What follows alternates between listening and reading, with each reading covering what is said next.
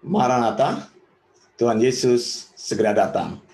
Saya Wanda Dumais dari Sydney, Australia, bersama dengan Anda dalam program Sound Doctrine, kuliah terbuka eksegesis kitab Wahyu, pembukaan meterai ke-7, yaitu Wahyu 8 ayat 1 sampai dengan ayat yang kedua.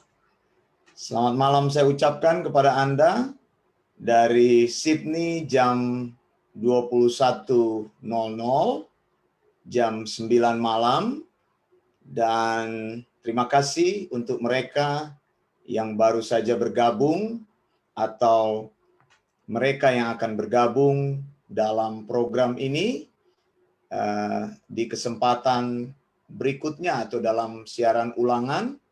Dan saya mau menyapa kepada teman-teman yang saat ini masih melakukan aktivitas.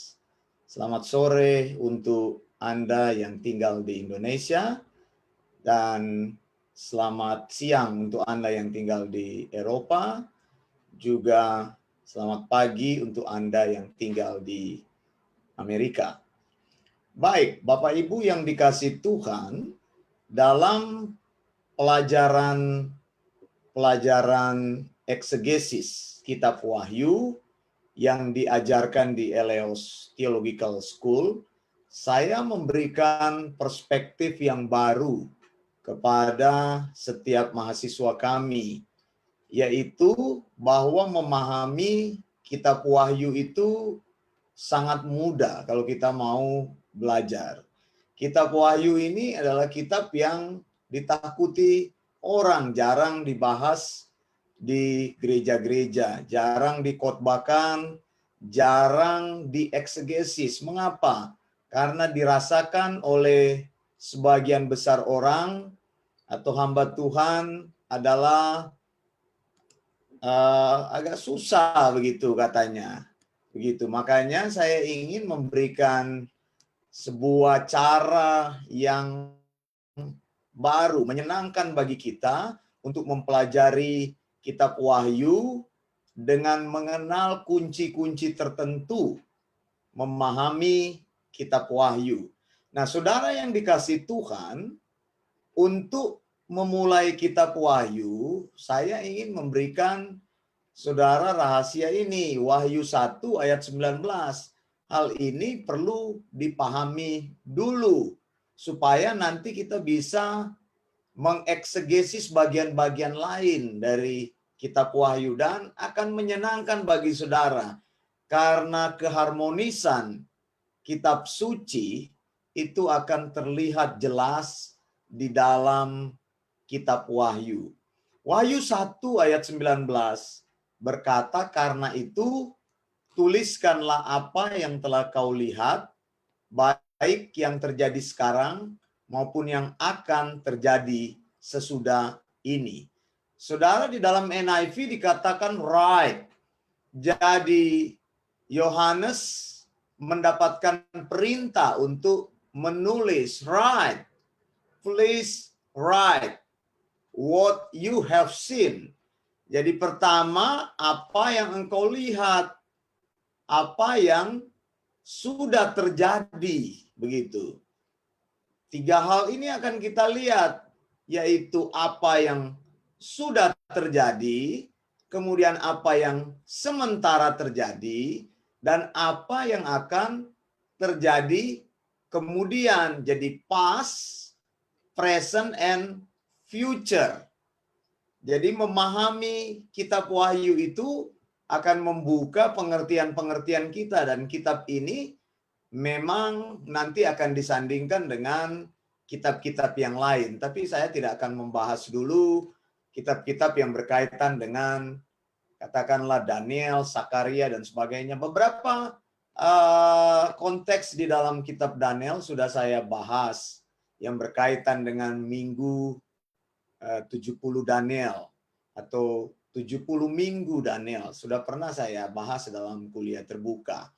Nah, saudara, kalau mau mendalami pemahaman kitab Wahyu, Anda bisa ikut Eleos Theological School ya. Kelas kami dibuka secara gratis dan untuk umum. Jadi kalau mau mengenal sound doctrine, saya sarankan untuk belajar. Jangan cuma senang katakan sound doctrine itu bagus, ya tapi tidak mau belajar, tidak mau ikut di kelas-kelas kami, ya percuma.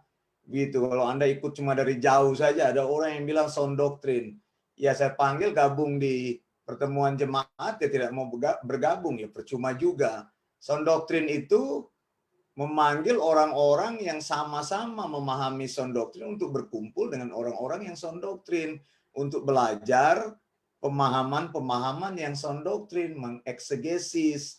Jadi kalau saudara melihat iklan-iklan kami, mari bergabung bersama, berkumpul bersama. Jangan ikut-ikut dari jauh. Ada yang sudah like, sudah lewat acaranya baru like, ya percuma begitu. Saya punya tulisan atau status atau iklan itu bukan untuk di like, tapi untuk dipelajari itu.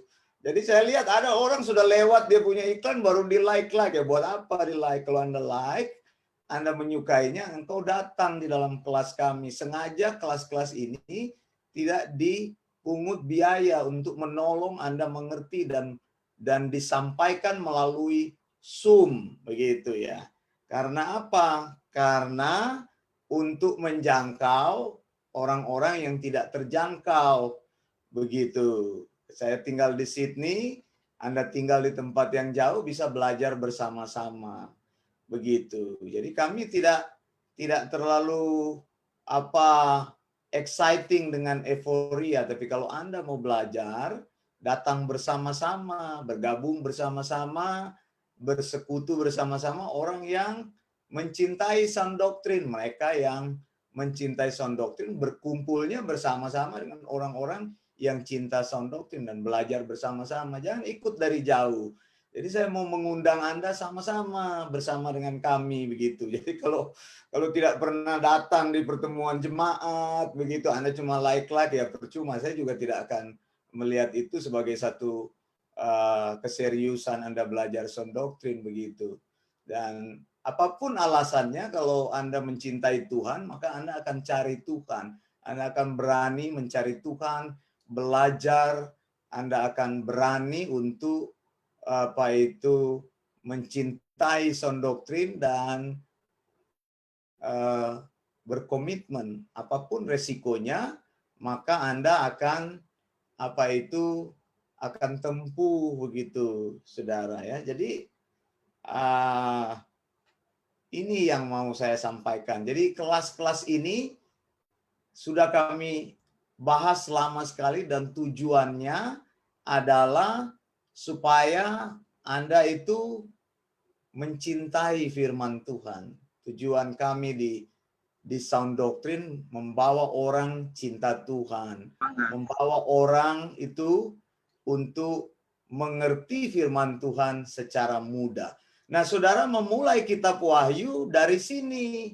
Jadi apa yang sudah terjadi begitu, apa yang sudah dilihat pas begitu ya. Kemudian present, lalu future begitu. Aku sama mamaku sama abangku yang tolong dimatikan. Yang bukan kayak kita, gitu kan?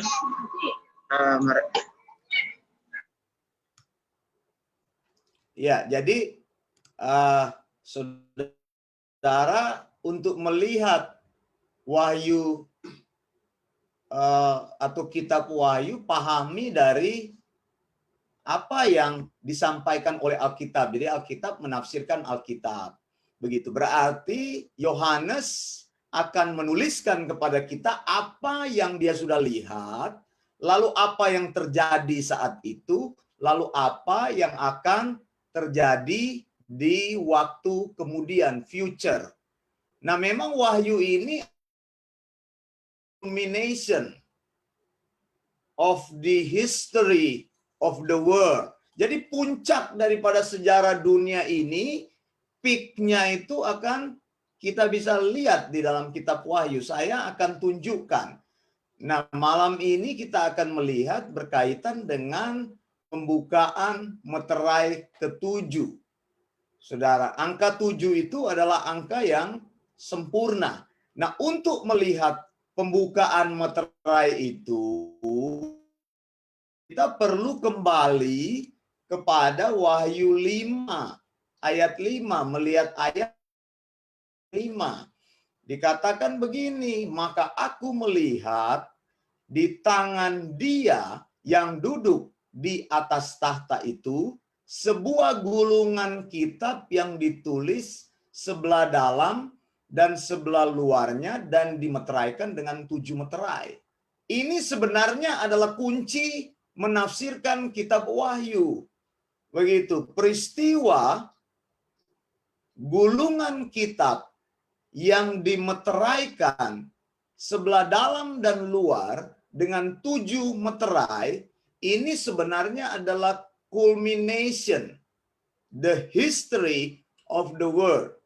Begitu. Mengapa saya katakan seperti itu? Kalau lihat Wahyu 5 ayat 1 sudah berkata seperti itu, lalu ayat 2, aku melihat seorang malaikat yang gagah berseru dengan suara nyaring, Yohanes bilang, siapakah yang layak membuka kitab itu dan membuka meterai-meterainya? Lihat di sini ada pertanyaan, siapa yang layak?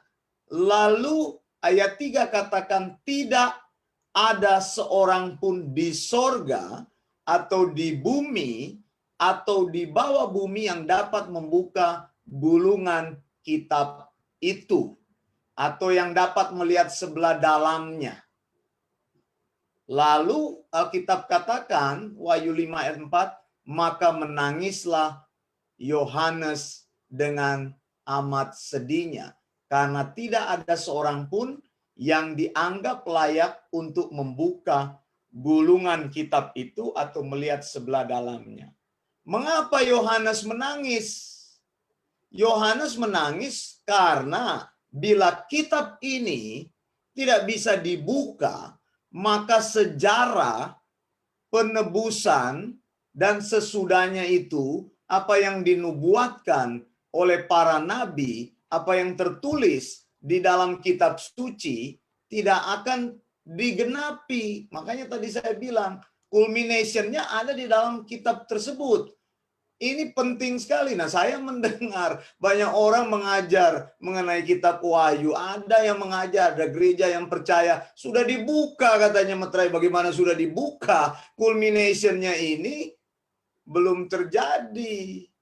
Begitu. Ada yang bilang kita sudah berada di pembukaan meterai keempat. Mengapa? Oh, karena ada COVID. Begitu. COVID kan perkara yang biasa. Mengapa? Nanti saya akan tunjukkan bahwa pembukaan meterai itu belum terjadi. Nanti kita akan periksa bahwa ini termasuk apa yang Yohanes katakan, what will be happening in the future. Tadi di dalam Wahyu 1 ayat 19.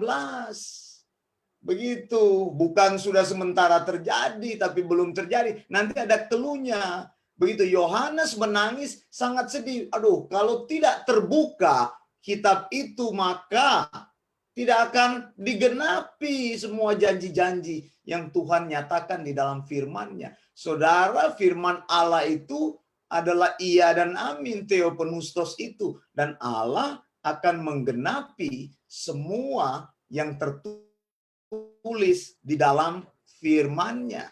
Lalu dikatakan ayat 5, lalu berkatalah seorang dari tua-tua itu kepadaku, jangan engkau menangis, sesungguhnya singa dari suku Yehuda, yaitu tunas Daud, telah menang. Sehingga ia dapat membuka gulungan kitab itu dan membuka ketujuh meterainya. Jadi saudara, yang sanggup membuka, yang sanggup menyelesaikan keseluruhan rencana Allah di bumi ini adalah singa dari suku Yehuda, yaitu tunas Daud. Baik, sampai di sini dulu. Saya ingin menyapa teman-teman yang sudah bergabung malam hari ini. Dari Minnesota, ada Pastor Eric Ekel. Terima kasih. Pagi hari di Minnesota, Amerika Serikat, masih subuh sekali ini. Apalagi winter season gitu ya. Lebih gelap lagi kalau winter season. Gelap dan dingin, turun salju. Begitu ya. Terima kasih untuk Pastor Eric yang sudah hadir pagi-pagi sekali. Kemudian ada Ibu Rina Siahaan dari Batam, terima kasih. Batam, Indonesia. Ada Pak Rain dari Surabaya, terima kasih Pak Rain. Kemudian ada Ibu Lina Dumais dari Manado, Indonesia, Sulawesi Utara. Lalu ada Pak Akmaludin, ya, Pastor Akmaludin dari Batam juga. Terima kasih banyak sudah hadir. Kemudian ada Ibu Neti Suhardi juga dari Manado. Terima kasih terbaca di Facebook. Ada Pak Ferry Gunawan dari Sydney. Terima kasih Pak Ferry. Ada Ibu Tia Luntungan Goni. Terima kasih dari Manado. Ada Ibu Erma Aja ini dari Palembang, ya, kalau nggak salah. Selamat malam. Ibu Christine dari Batam yang juga bersama-sama di Zoom. Ada Ibu Kristen Ing M dari Manado. Terima kasih. Ibu Oike Abram dari Balikpapan. Terima kasih. Dan juga ada Pak Prem dari Bali. Terima kasih ya. Bervariasi ya yang melihat, menyaksikan, yang mau belajar malam hari ini dari mana-mana. Terima kasih. Dan ada banyak lagi yang saya tidak bisa baca. Ini hanya yang tercapture di dalam iPad saya gitu ya. Nah, saudara yang dikasih Tuhan, bahwa gulungan kitab yang dimeteraikan dengan 7 meterai. Saudara, angka 7 kita tahu adalah angka yang sempurna. Angka ini menunjuk, 7 ini menunjuk kepada Allah. Kesempurnaan Allah, angka Allah. Kalau 6 itu angka manusia. Begitu ya. Jadi kita tahu kalau kitab ini dimeteraikan dengan 7 meterai, ada sebuah kitab, biblion, begitu ya, gulungan kitab. Lalu gulungan kitab itu masih disegel, disil. Jadi meterai itu adalah seal. Dan tidak ada yang bisa membukanya selain siapa? Selain singa dari suku Yehuda dikatakan, yaitu tunas Daud. Saudara, saya mau kita melihat beberapa firman Tuhan. Misalnya di dalam Daniel 12 ayat 9 dikatakan bahwa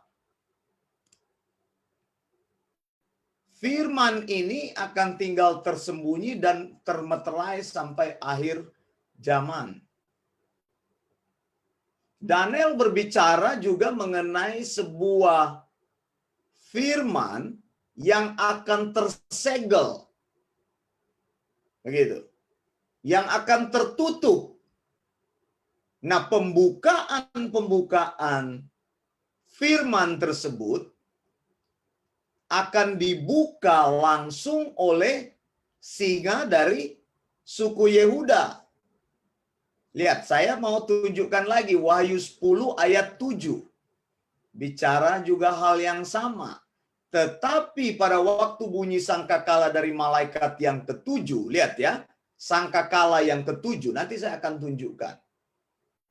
Apabila ia meniup sangkakalanya, maka genaplah keputusan rahasia Allah.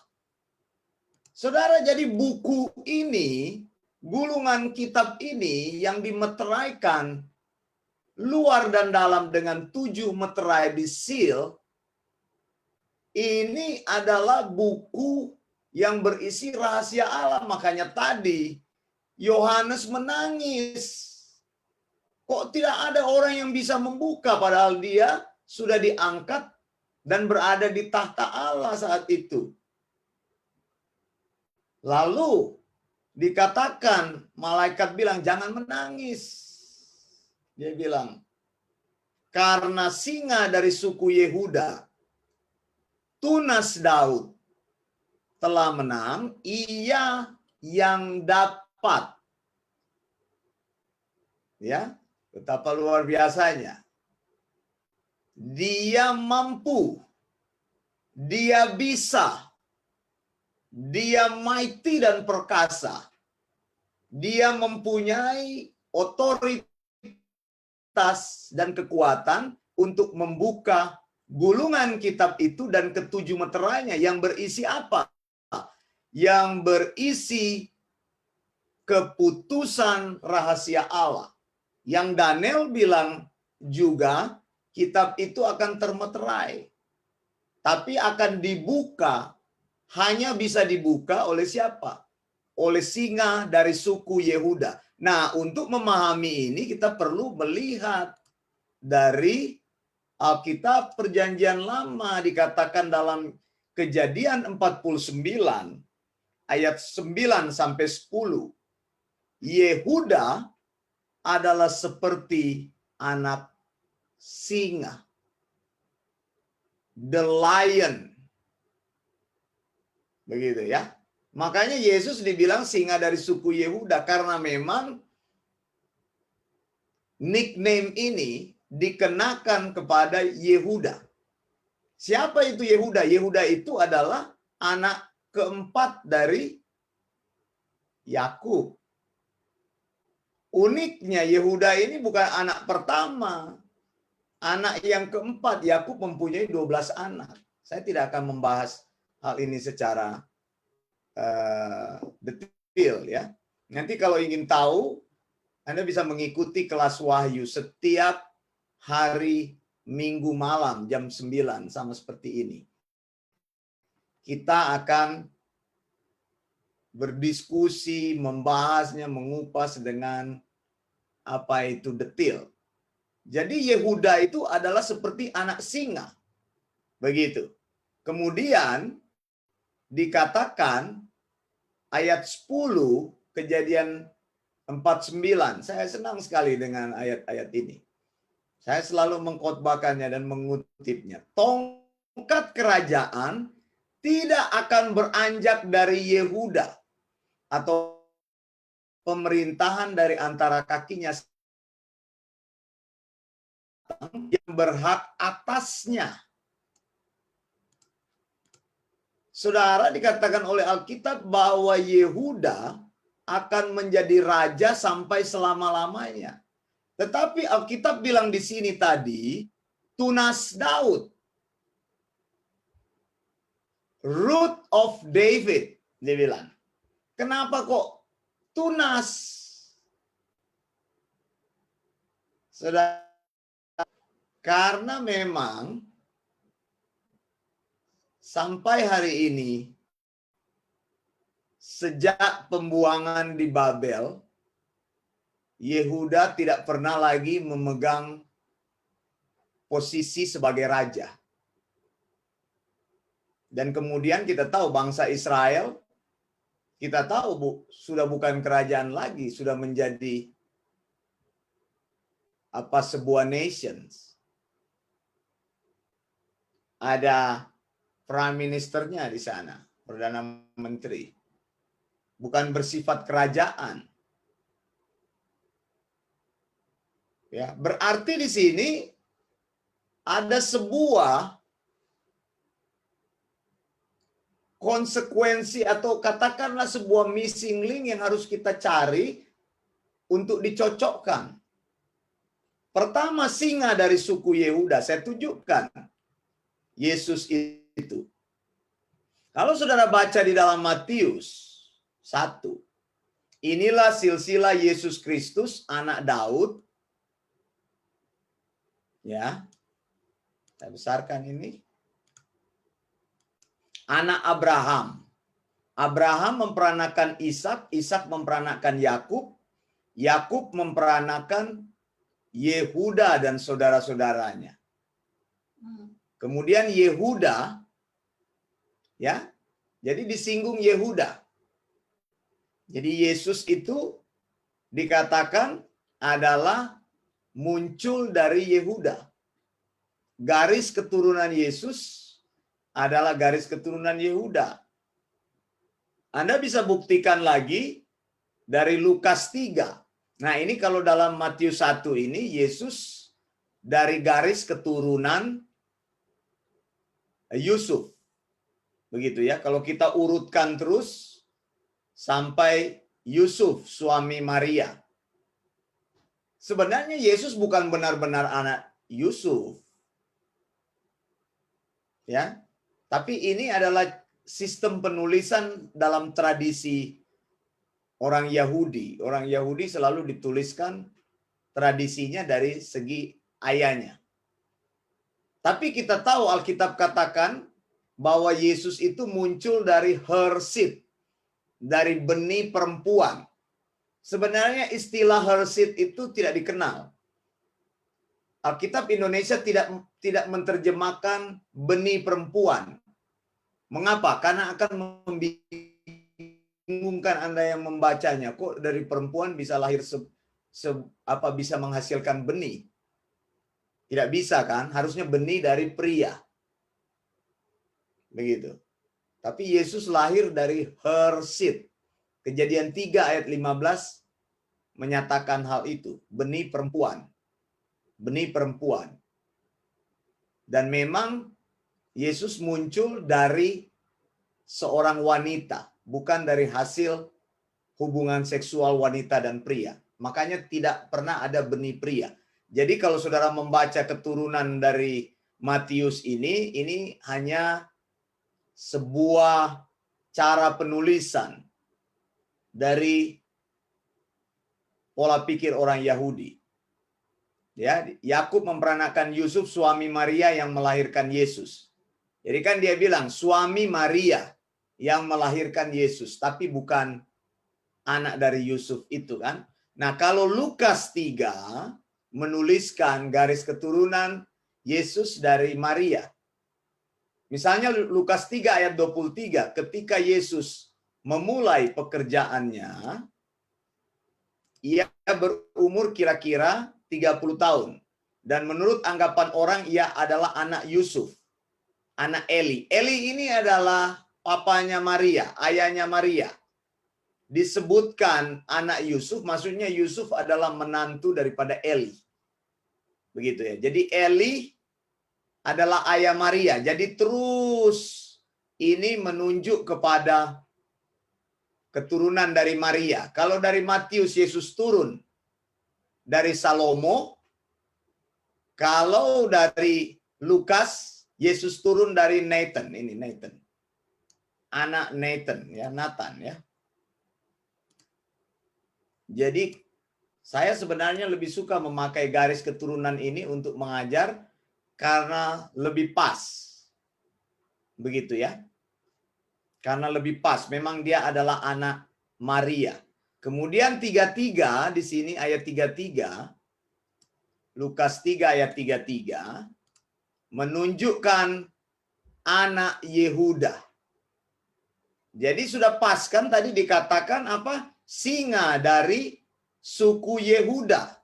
Cuma persoalannya sekarang ini tongkat kerajaan yang Tuhan firmankan kepada Yehuda sudah cut off. Seperti pohon itu sudah dipotong. Mengapa? Karena kerajaannya sudah tidak ada. Itu sebabnya dikatakan tadi tunas, saudara. Kalau saudara mau lihat nubuatan ini, lihat di dalam Yesaya 11 ayat 1 dan ayat 10 dikatakan tunas akan keluar ya.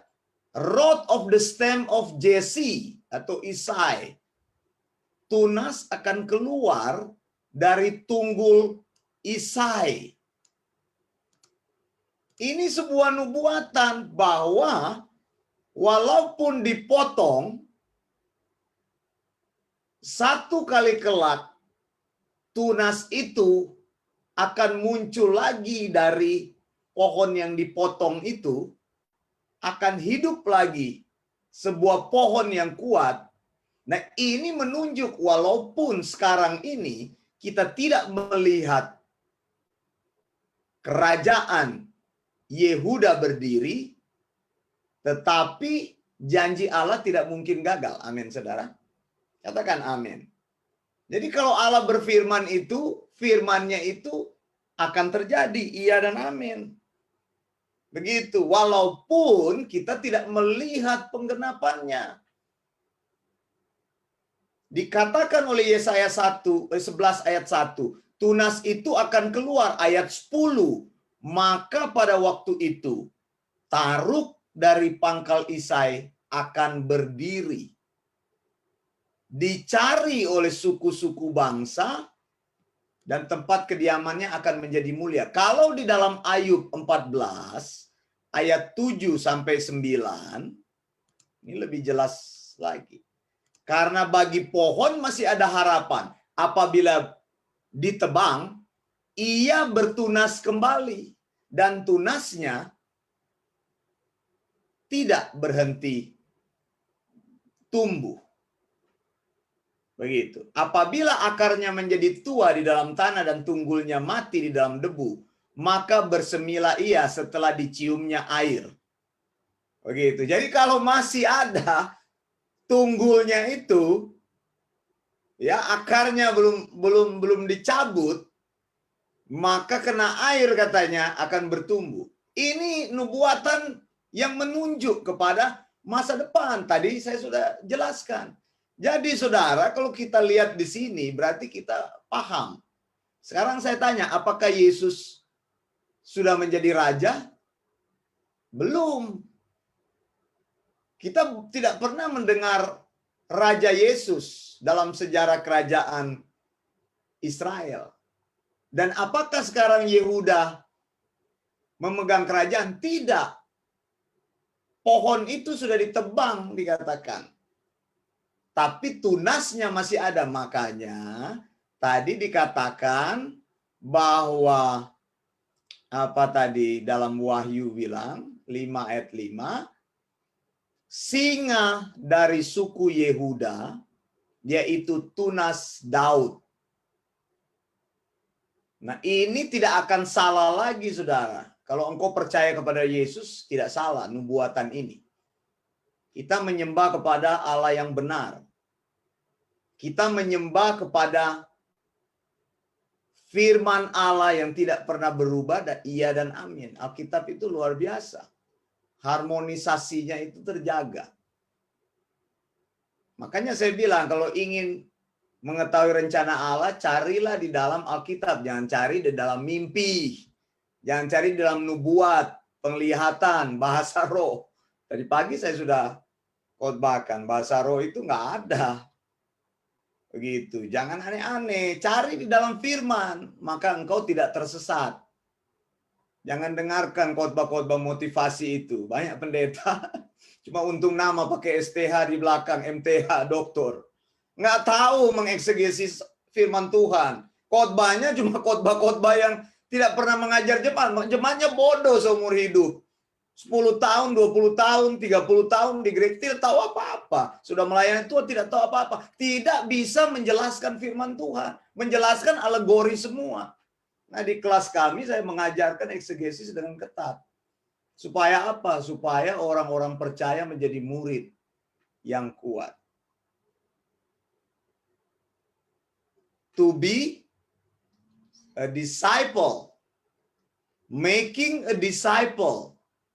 Being a disciple and making a disciple. Jadi murid dulu, baru memuridkan orang lain, saudara. Alkitab itu kalau engkau tafsir, eksegesis dengan baik, maka engkau akan menemukan keindahan Theopneustos itu, rahasia Allah yang diungkapkan di dalam firman-Nya. Lihat, jadi anak domba itu singa dari suku Yehuda atau tunas Daud, dialah yang akan membuka gulungan kitab itu. Maka saya katakan bahwa buku tersebut yang dimeteraikan dengan 7 meterai itu adalah the final revelation of God. You got to be know what available inside. Itu jadi ini yang akan dibukakan oleh singa dari suku Yehuda. Cuma dia yang bisa. Nah, sekarang Yesus ada di surga. Apakah itu sudah dibuka? Ya belum, Saudara. Mana belum dibuka apa-apa. Ini saya tunjukkan kepada Saudara, dia punya grafik. Ya, saya tunjukkan grafiknya. Ini dia. Jadi Saudara lihat di sini nih. Nah, ini di sini ada law, Torah, Perjanjian Lama. Salib menandai sebuah masa di mana masa yang baru akan datang. Kemudian masa gereja. Ini masa gereja. Masa gereja akan berakhir dengan rapture. Rapture itu bicara kedatangan Yesus yang kedua kali, tahap yang pertama. Untuk membangkitkan orang percaya yang mati dan mengubahkan tubuh orang percaya yang masih ada, masih hidup pada saat kedatangan Tuhan yang kedua kali, tahap pertama. Ini akan mendahului pembukaan gulungan kitab itu dengan 7 meterainya. The tribulation. The great tribulation, ini 7 tahun. Mengapa? Karena gulungan kitab itu yang saya bilang the culmination itu juga adalah the judgment, penghakiman anak domba Allah kepada dunia ini. Allah itu penuh kasih. Di dalam masa gereja ini diberi kesempatan orang untuk percaya menjadi gereja. Gereja itu bukan merek gereja kalau saya bicara gereja. Gereja itu orang percaya, jemaat. Anda adalah gereja, tubuh Kristus. Makanya sebelum meterai itu dibuka, yang menandai pencurahan murka Allah, penghakiman Allah, maka tubuhnya itu diangkat dulu. Bisa jelas ya sampai di sini ya? Jadi ngawur kalau bilang meterai sudah dibuka, karena COVID ini kita sudah ada di meterai keempat. Makanya sejak COVID muncul, banyak ajaran-ajaran ngawur muncul. COVID terjadi karena antikris sudah datang. COVID terjadi karena meterai keempat sudah dibuka. Satu aja belum dibuka, bagaimana empatnya sudah dibuka? Begitu, tribulation ini. 7 meterai akan dibuka di sini, tapi saya akan tunjukkan di sini kepada saudara. Lihat, cara membaca Wahyu. Saya mau tunjukkan cara membaca Wahyu supaya jelas. Kitab Wahyu. Sekuensnya itu seperti apa? Sekuensnya. Urutan-urutannya. Wahyu 1 sampai 3 itu bicara mengenai periode gereja. Jadi kalau saudara baca kitab Wahyu 1 pasal 1 sampai pasal 3 periode gereja. Tapi ketika saudara masuk di Wahyu 4 sampai 19 itu periode penghakiman. Engkau tidak akan menemukan gereja lagi disinggung-singgung di pasal 4. Nah, makanya zaman gereja tadi akan berakhir dengan apa? Dengan rapture. Yesus datang untuk gerejanya. Kakinya tidak menginjak bumi, hanya datang di angkasa. Kita yang pergi menjemputnya. Kedatangan Yesus yang kedua kali tahap pertama. Tapi kedatangan Yesus kedua kali tahap kedua, Yesus datang bersama gerejanya. Coba lihat lagi gambarnya. Nanti akan terjadi di sini kedatangan Yesus bersama gerejanya menutup setelah tribulasi ini terjadi, setelah the final yang tadi saya bacakan. Keseluruhan, mana itu coba lihat. The finalnya, lihat. Makanya kita harus mengerti. Ini memang harus diulang-ulang supaya kita jelas. Lihat di sini, Wahyu 10 ayat 7. Pada waktu bunyi sangkakala malaikat ketujuh, lihat, sudah sampai malaikat ketujuh. Ketika dia meniup sangkakala, maka genaplah keputusan rahasia Allah. Seperti yang telah diberitakan kepada hamba-hambanya, yaitu para nabi. Begitu. Jadi lihat lagi gambarnya di sini. Sampai sini genaplah keputusan Allah itu ketika sangkakala ketujuh itu terjadi. Lihat di sini saya tunjukkan secara cepat ya. Jadi tadi saya ulang sequence Wahyu, kemudian Wahyu 20 itu bicara masa gereja. Nah, masa gereja. Masa kerajaan, ini masa gereja, masa kerajaan. Kerajaan 1000 tahun, the Messianic Kingdom. 1000 tahun. Ingat saudara, kita ini sudah hidup di hari-hari terakhir. Tahun sekarang itu kalender Yahudi 5781. Bumi ini hanya akan genap sampai 6000 tahun. Dan untuk genap sampai 6000 tahun ditambah 219 tahun lagi. Saya percaya ketika bumi ini genap 6000 tahun, Yesus datang.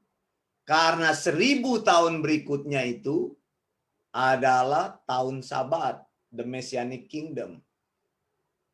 Sabat yang sesungguhnya.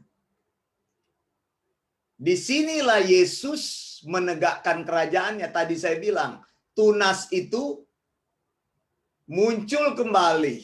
Pohonnya sudah dipotong, tapi dia bertunas kembali, tunas Daud di sini. Dan janji Allah dalam Davidic Covenant, perjanjian David, perjanjian Daud, bahwa kerajaan Daud akan selama-lamanya berdiri di sini. Jadi Yesus belum menjadi raja ya. Kalau tidak percaya kerajaan 1000 tahun ya penafsirannya juga salah. Bagaimana Yesus belum pernah menjadi raja kok? Ada juga yang tidak percaya nih Messianic Kingdom, kerajaan 1000 tahun katanya sudah terjadi saat ini. Bagaimana sudah terjadi saat ini? Bagaimana sudah terjadi saat ini? Kerajaan ini adalah kerajaan penuh damai. Belum ada kedamaian di bumi ini. Setiap hari ada perang, ada teroris dan sebagainya, ada pembunuhan, ada penyakit. Belum terjadi, saudara. Begitu. Lalu tadi saya teruskan lagi ya. Wahyu 21 sampai 22 itu bicara mengenai kekekalan. Di sini Yerusalem baru. Orang masih banyak tuh kalau ada yang meninggal sampai bertemu di Yerusalem baru. Padahal Yerusalem baru tuh jauh sekali. Jadilah orang Kristen yang Alkitabiah, yang sound doktrin. Jangan ikut-ikut orang begitu kalau ngomong. Kalau tidak mengerti harus belajar. Gitu. Yerusalem baru ada di sini. Kalau ada orang meninggal sampai bertemu di Yerusalem baru. Bagaimana ketemu Yerusalem baru? Masih banyak lagi periode-periode yang belum dilewati. Sampai bertemu saat rapture. Begitu. Bukan saat sampai bertemu saat rapture. Ini rapture ini adalah reuni orang percaya, reuni besar. Kita bertemu dengan orang yang sudah mati. Kalau saudara punya kekasih saudara, saya akan bertemu dengan mama saya, papa saya di sini. Kalau orang yang engkau kasih itu sudah bertobat ya, saudara bukan Kristen saudara. Ya, engkau harus pastikan saudaramu itu sudah benar-benar terima Yesus supaya dia dibangkitkan pada saat dia mati begitu. Maksud saya ya kalau sudah mati ya sudah nggak bisa dipastikan lagi. Ya nanti lihat aja kalau reuni, kalau nggak ketemu ya berarti belum percaya kepada Yesus. Begitu. Nah, jadi saya mau tunjukkan itu. Lalu ini sebenarnya bagus ini tentang apa itu ringkasan kitab Wahyu. Tapi akan terlalu panjang kalau saya membahasnya. Ringkasan-ringkasan ini merupakan bagian. Lihat ya. Misalnya Wahyu 6 ayat 1 sampai Wahyu 9 ayat 21 itu 3,5 tahun pertama. Kan ada 7 tahun masa tribulasi itu. Jadi dibagi 3,5 tahun pertama. Lalu kemudian event yang terjadi di pertengahan masa tribulasi. Ini antikris ini berdiri atau duduk di bait Allah itu 10 ayat 1 14 sampai 20. Kemudian Wahyu 15 ayat 1 16 sampai 21. Jadi tadi waktu saya membahas misalnya Wahyu 5 itu event-event yang terjadi sebelum masa kesusahan besar. Nah, saudara lihat lagi. Jadi di sini ini gampang sekali kalau melihat kronologinya. Begitu. Dispensasi anugerah itu masih akan terjadi sampai pada masa tribulasi. Mengapa, saudara? Ini saya tunjukkan. Ketika, jadi kita bisa membaca di dalam Wahyu 8, pembukaan meterai ke-7. Nah, ini meterai-meterai dulu saya tunjukkan, saudara, pembukaan meterai. Meterai pertama. Meterai kan ada 7. Meterai pertama dibuka, kuda putih dan penunggangnya. Berbicara mengenai perdamaian. Tapi damai sejahtera itu palsu. Orang berpikir dunia akan damai. Sesudah rapture ini meterai dibuka. Lalu ada damai sejahtera di muka bumi ini. Yang orang berpikir, wow, belum pernah terjadi. Sebenarnya damai sejahtera palsu. Ini meterai pertama ini, Yesus membuka dan kemudian malaikat memanggil penghakiman itu untuk turun ke bumi. Dimulai dengan damai sejahtera. Belum ada hal-hal yang mengerikan. Jadi masih menyenangkan. Ini untuk orang-orang tentu yang tertinggal pada waktu itu. Kemudian meterai kedua, kuda merah padam. Nah, warnanya sudah merah. Berarti panas, membara. Merah itu, padam itu melambangkan itu force yang kuat sekali. Menyatakan perang. Lihat, sesudah damai sejahtera yang dinikmati beberapa saat, kemudian perang. Lalu meterai ketiga, kudanya hitam, warnanya lebih pekat lagi, menyatakan kematian ini. Kelaparan, lihat. kemurungan, sesudah perang besar, terjadi perang antara bangsa-bangsa dan sebagainya. Expense-nya besar sekali, maka terjadi kelaparan. Memang kalau saudara lihat ini kelihatannya kok sudah terjadi. Ya memang kalau lihat dari Matius 24, Yesus bilang ini seperti mesin mobil yang dipanaskan. Saya pakai istilah itu. Peristiwa-peristiwa yang kita lihat sekarang ini adalah peristiwa-peristiwa yang seperti pemanasan dulu. Kalau mau olahraga itu ada warming up-nya dulu. Warm up dulu, ya kan? Otot-otot dilemaskan, ya kan? Lari-lari di tempat dulu. Ya sama kayak Anda kalau mau bawa mobil itu dipanasin dulu mobilnya begitu. Sesudah itu baru dia jalan cepat begitu. Jadi yang sekarang kita lihat kalau ada perdamaian ya sedikit-sedikit itu sebenarnya pemanasan. Lalu ada perang sedikit-sedikit di sana sini ya pemanasan. Lalu ada kelaparan ya masih pemanasan. Tapi saudara, ketika meterai ini dibuka dan terjadi peperangan, Alkitab menyebutkan spesifik yang mati itu berapa banyak.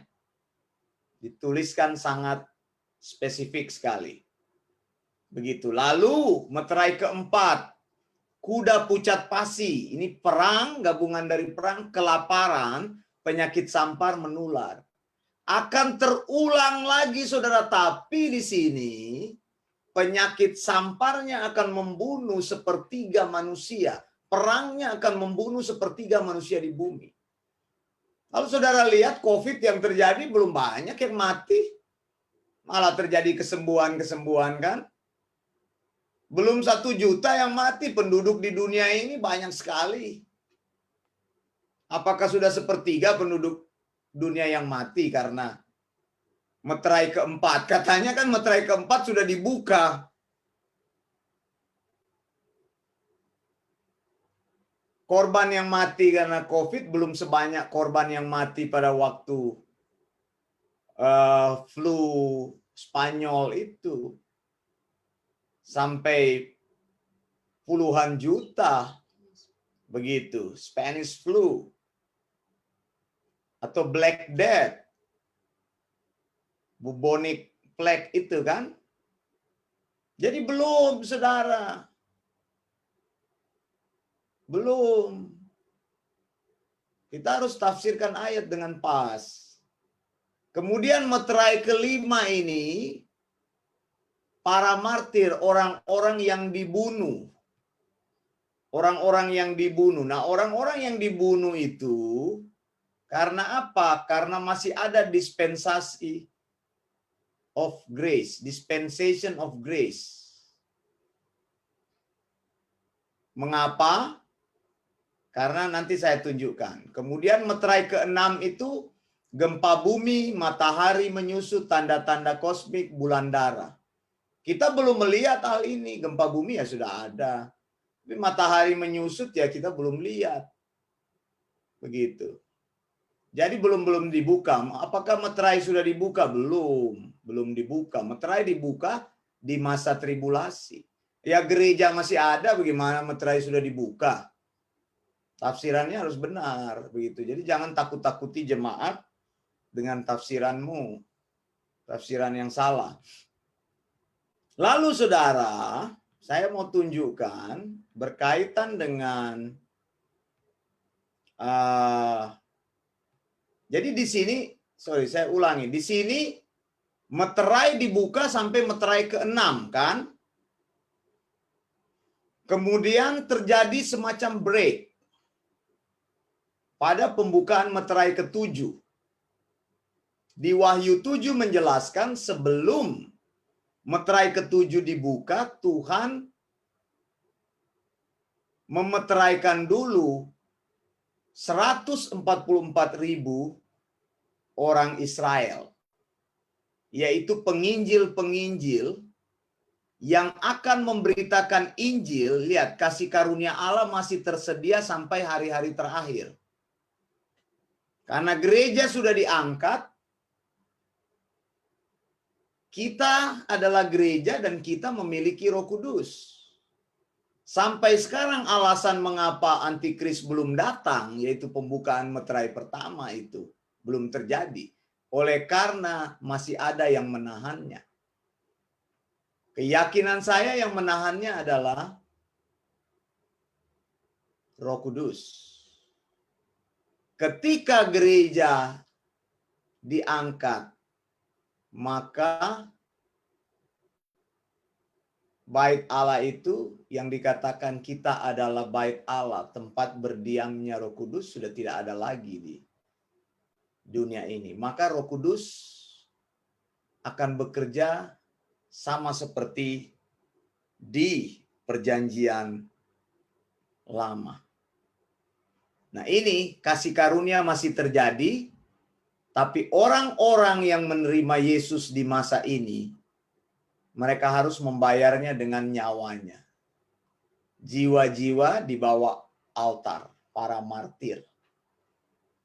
Jadi akan terjadi juga kebangunan rohani yang besar di masa tribulasi ini. Lihat, Allah saja yang memberikan keselamatan. Keselamatan tidak tergantung dari kita. Kita memberitakan Injil, Tuhan yang membuka hati manusia.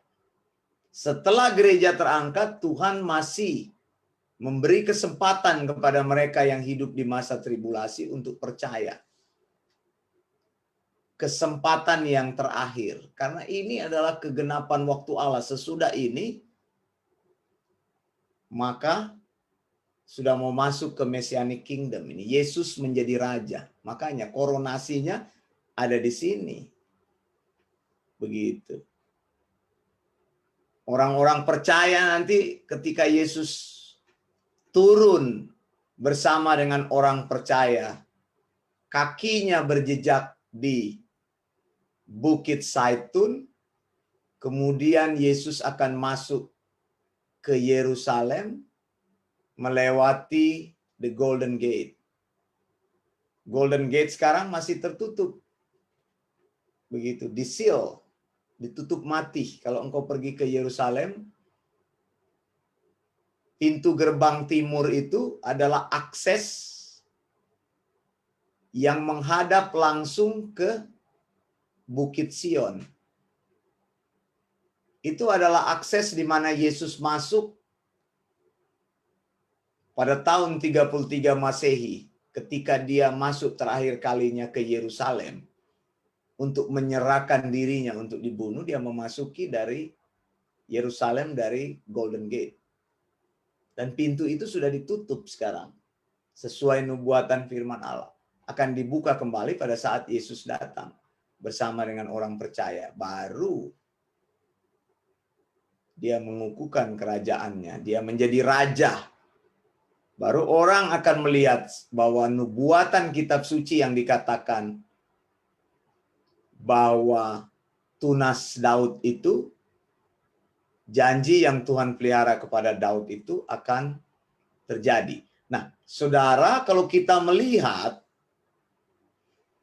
misalnya di sini, di dalam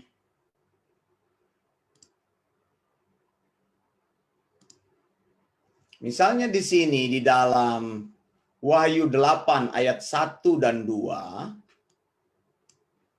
dan ketika anak domba itu membuka meterai yang ketujuh, maka sunyi senyaplah di sorga kira-kira setengah jam. Mengapa, saudara?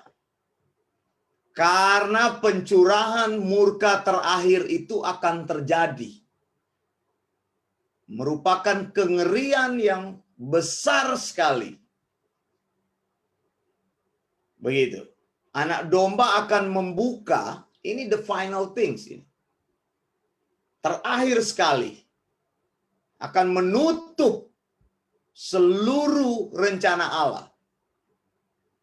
Anak domba itu membuka. Lihat saudara di sini, saya mau tunjukkan bahwa meterai itu sebenarnya 7 meterai itu, kitab yang berisi 7 meterai itu berisi 19 penghakiman.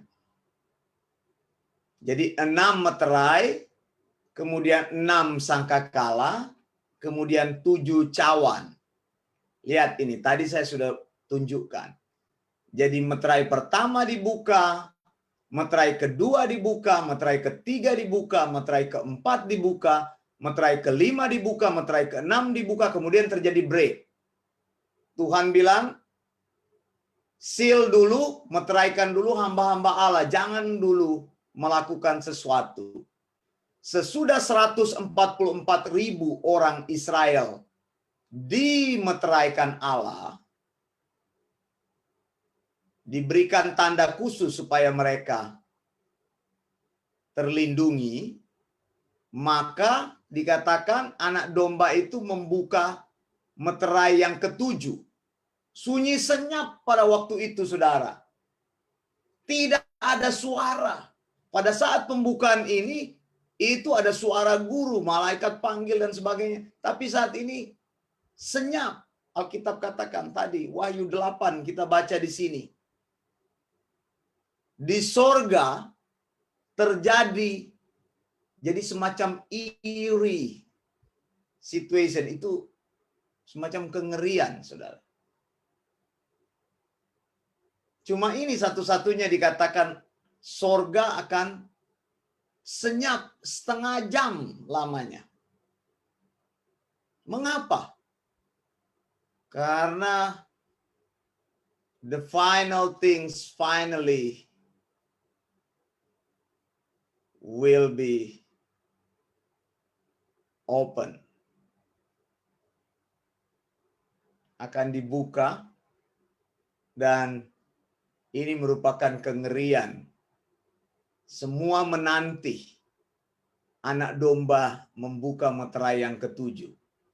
Lihat, pembukaan meterai yang ketujuh adalah the finalnya itu 7 malaikat akan meniup sangkakala. Lihat, sangkakala pertama ditiup, kengerian terjadi. Sangkakala kedua ditiup, kengerian lebih besar. Jadi penghakiman Allah yang terjadi itu bergulung-gulung, semakin lama semakin besar. Yang pertama di seal ini, meterai ini, 6 meterai ini 1, kemudian lebih tambah besar. Tadi saya sudah tunjukkan kan akumulasinya.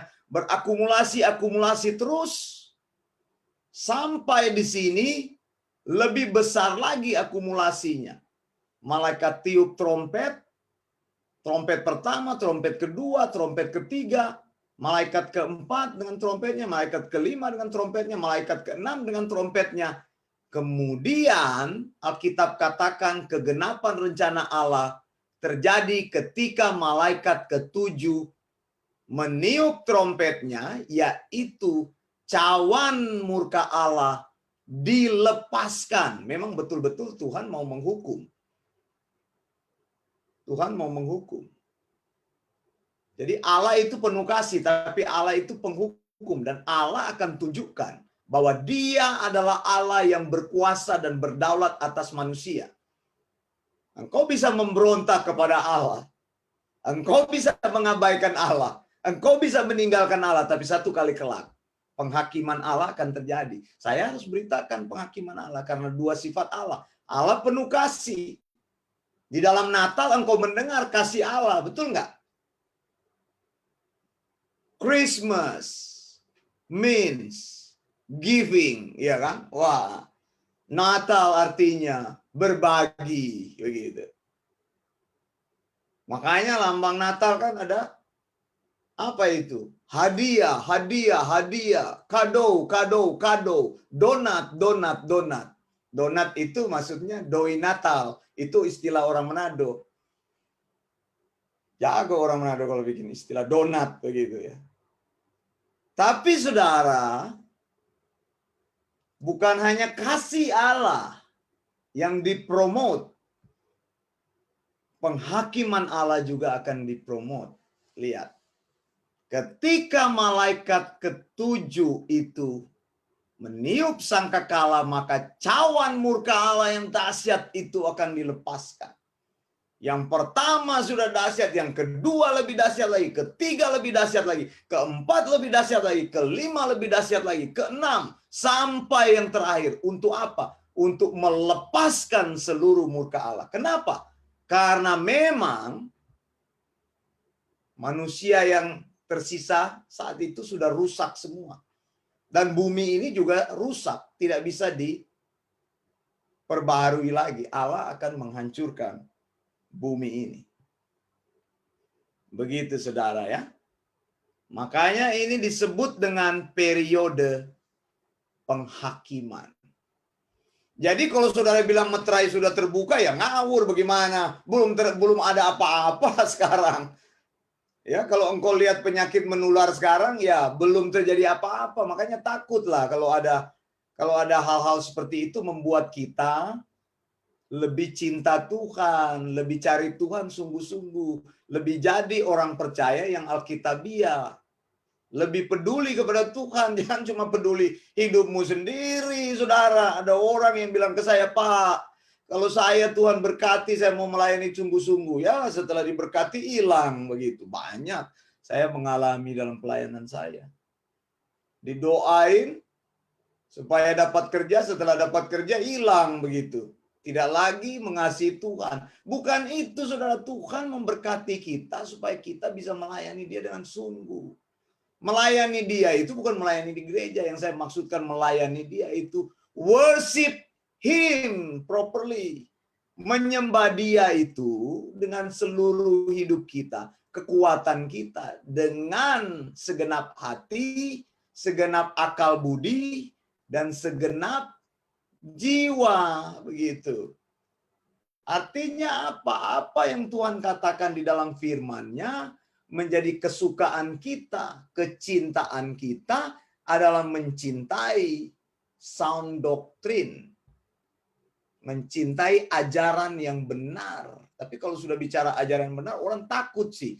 Takutnya apa? Karena konsekuensi dari ajaran itu mengubahkan kehidupan manusia, begitu kan? Konsekuensi dari ajaran itu mengubahkan kehidupan manusia. Orang takut untuk mempraktekkan ajaran yang benar, mempelajari ajaran yang benar. Tapi Yesus bilang, Yohanes 14 ayat 15, kalau engkau mencintai aku, maka engkau akan melakukan segala perintahku. Makanya kenapa Wanda Dumais mengajarkan Maranatha. Tuhan Yesus akan datang, Tuhan Yesus pasti datang, Tuhan Yesus segera datang. Karena ini adalah kepastian. Gereja Perjanjian Baru saya selidiki, rupanya mereka salamnya Maranatha, bukan Shalom. Saya kalau dengar orang ngomong Shalom, saya langsung bilang itu nggak Alkitabiah. Jangan bertahan di yang nggak Alkitabiah. Shalom, damai di hati. Apaan damai di hati?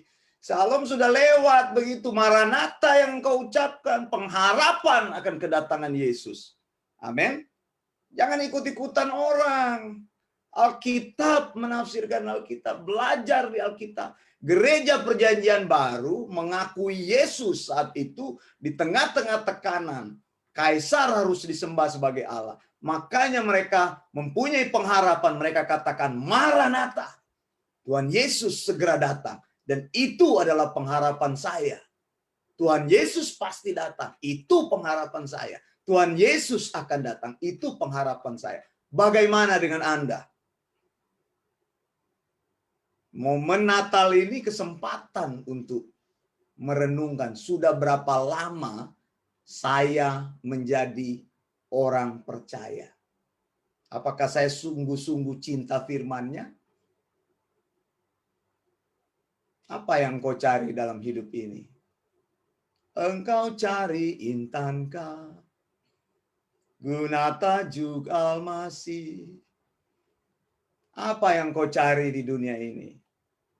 Tuhan sudah berkati dengan banyak hal, berkati dengan kepintaran, berkati dengan kemampuan, berkati dengan rumah, berkati dengan pekerjaan, berkati dengan kesehatan, berkati dengan keuangan. Kini waktunya bagi kita membalas kasih Tuhan. Saya mau beritahu hal itu. Orang percaya adalah orang yang hidup bagi Yesus? Jawabannya adalah sound doctrine. Hanya ajaran yang benar yang akan mengubah hidup kita. Buatlah hidup kita menjadi Alkitabiah dari hari ke hari. Sudah berapa persen nilai Alkitabiah hidupmu? Sudah berapa lama ikut Tuhan jadi orang Kristen? Apakah engkau sudah tahu ajaran-ajaran utamanya? Berubah, saudara. Kalau masih ada di tempat yang tidak bisa mengubah engkau, keluar dari situ. Mencari firman Tuhan adalah mencari tujuan hidup kita, menggenapi rencana Allah. Saya nggak peduli. Saya tidak mencari saudara, saya tidak mencari teman. Saya mencari perkenanan Allah. Saya akan selidiki firman Tuhan dan ajarkan firman Tuhan itu supaya ada murid-murid sound doctrine. Dan murid sound doctrine akan meneruskan pengajaran Tuhan. Yesus mengajarkan sound doctrine, diteruskan kepada rasul-rasul, rasul-rasul mengajarkan kepada murid-muridnya, dan sound doctrine itu dituliskan di dalam Alkitab supaya apa? Supaya kita menjaga agar pengajaran sound doctrine itu tidak pernah diselewengkan, tidak pernah dilupakan. Sound doctrine itu harus kita support, harus kita defend, dan kita harus expose pengajaran-pengajaran yang sesat. Baik, saudara yang dikasih Tuhan, saya mau menyapa sebelum saya tutup. Saya mau menyapa yang bersama-sama hadir di sini. Terima kasih untuk Manado, Ibu Miracle, Kristen Derek, terima kasih Ibu Miracle sudah bersama-sama belajar. Puji Tuhan ya. Kemudian ada Ibu Vita Mylor Ekel dari Minnesota, Amerika Serikat. Terima kasih Ibu Vita, Ibu Gembala di Amerika. Kemudian Bapak Reimer John Sumbaya dari Sukabumi, terima kasih Pak Reimer sudah bersama-sama. Bapak Jeremy Andris ada di Bitung ini kalau nggak salah, atau Manembo-Nembo atau Sulawesi Utara. Terima kasih Pak Yermi, Maranatha, Tuhan Yesus segera datang. Kemudian ada Pak Filipi, begitu namanya Filipi ini ya. Jadi, kalau bisa di Facebook pakai nama yang jelas biar bisa disapa dengan enak begitu. Saya selalu menyarankan orang kalau bisa pakai nama yang asli, pakai foto yang asli begitu. Anak Tuhan jangan berlindung di gelap-gelap begitu. Ini ya maksud saya begitu. Bagi teman-teman yang Facebooknya itu kurang jelas, itu namanya nggak jelas, itu fotonya nggak jelas. Bagaimana mau jadi kesaksian kalau engkau sendiri? Ada yang pakai nama kemurnian diskusi dengan saya. Saya bilang, kamu mau diskusi firman, namamu aja nama samaran, fotomu foto samaran. Lalu dia malu, dia munculin fotonya. Tapi orang ini tidak mau belajar begitu. Dia hanya ngambil ayat, dia ngomong sembarangan begitu. Aduh, saya kasihan begitu. Banyak orang seperti itu. Lalu ada Ibu Linda Simanjuntak, terima kasih Ibu Linda Simanjuntak sudah terekam di iPad saya ya, saya tidak tahu dari mana tapi terima kasih. Selamat malam. Maria Mujiati, Ibu Maria Mujiati, terima kasih. Memoris. Ini juga ada nama Memoris ini, fotonya juga. Terima kasih tapi ya untuk kehadirannya. Banyak sekali orang, biasanya kalau berteman dengan saya, kadang-kadang saya nggak approve. Banyak juga yang lewat juga di Facebook. Ada Pak Febrianto Luis ya, terima kasih untuk Pak Febrianto Luis. Terima kasih untuk semua kehadirannya. Tidak ada pertanyaan malam hari ini, tapi saya harap beberapa introduction dari Kitab Wahyu akan membuka pengertian saudara. Kitab ini sangat bagus sekali untuk dipelajari dan gampang untuk dipelajari. Terima kasih untuk Ibu Christine yang sudah bergabung di Zoom.